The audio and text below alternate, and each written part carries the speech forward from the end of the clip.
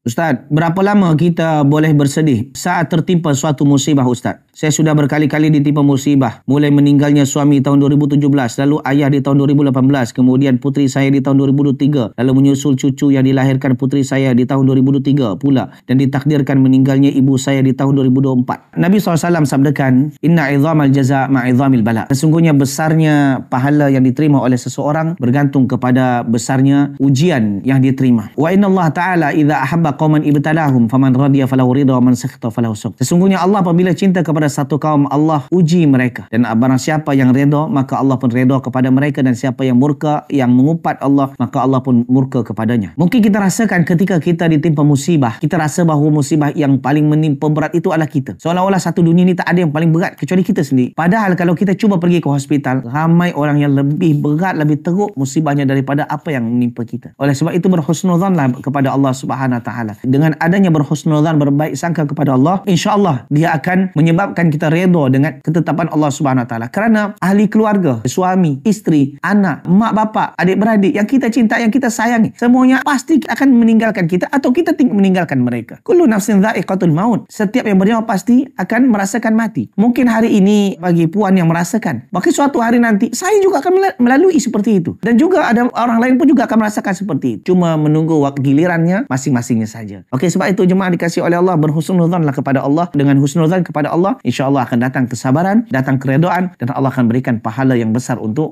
puan.